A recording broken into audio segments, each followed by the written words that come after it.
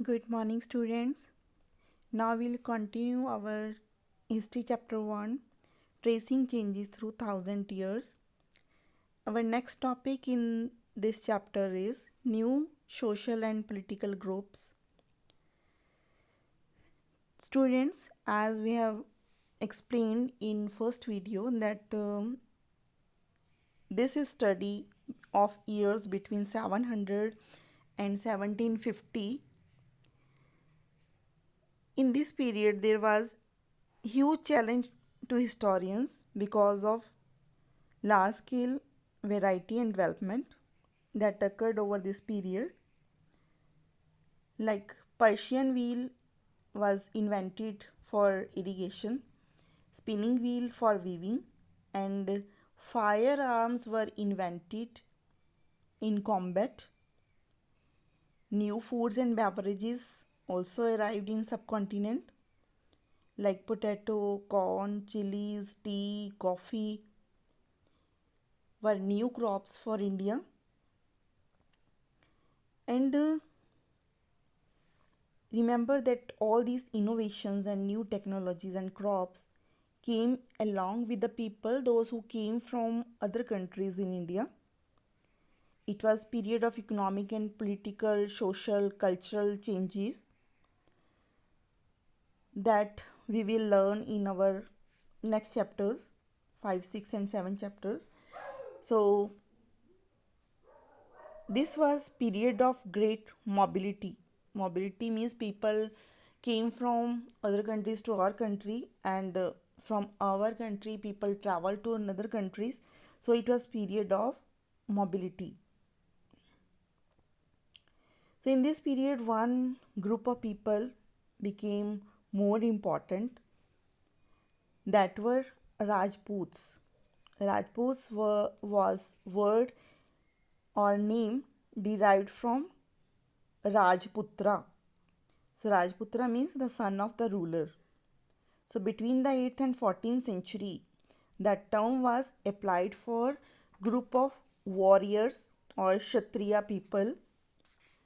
They were known for their extreme valor, means bravery and loyalty. Marathas, Sikhs, Jats, Ahams, Kayasthas, they were also politically important people in this period.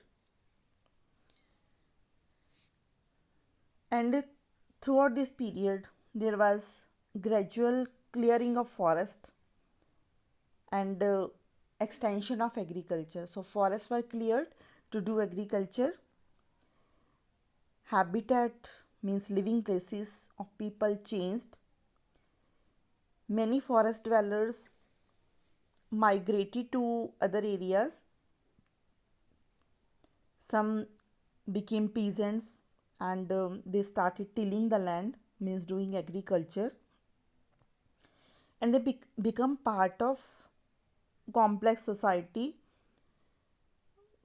that was belonging to city area, and they paid taxes, offer goods and services to local lords means ruler in the areas where they started living after leaving the forest area.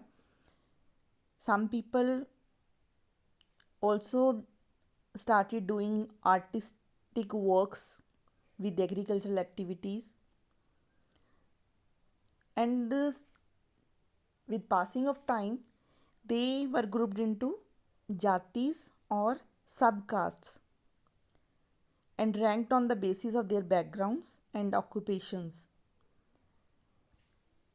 Then jatis framed their own rules and regulation. Each jati framed rules and regulation for their belonging people or their jati.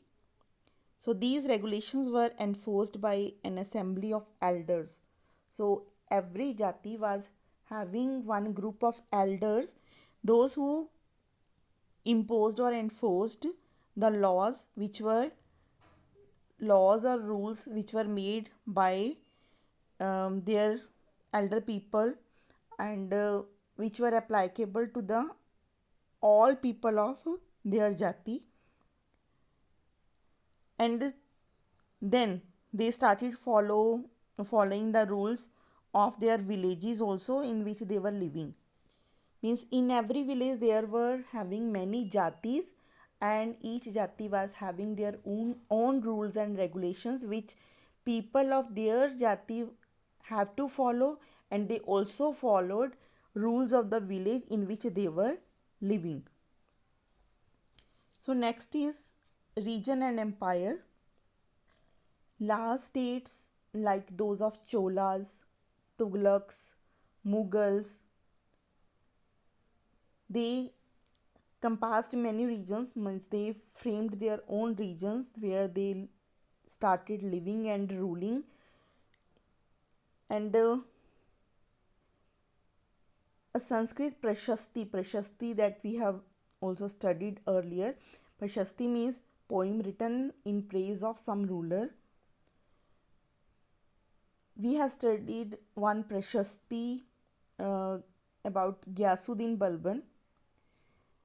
Gyasuddin Balban was ruler of large empire that was stretching from Bengal to Afghanistan in the west. Means from east in Bengal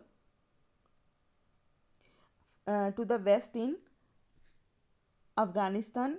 Their rule of Gyasuddin Balban was stretching. So he was great ruler at that time.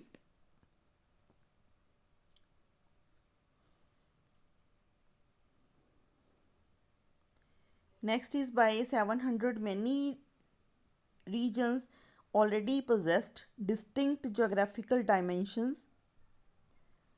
So many regional rulers were there, and they were having their own languages and having their own geographical dimensions, means in which geographical area which ruler is ruling, that was different. And in each geographical dimensions languages were also different. So occasionally dynasties like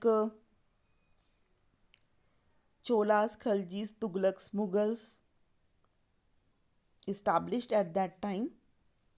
So many dynasties ruled at that time, and they were all having their own geographical area, and they were having their own rules and regulation, and they were having their different languages at that time.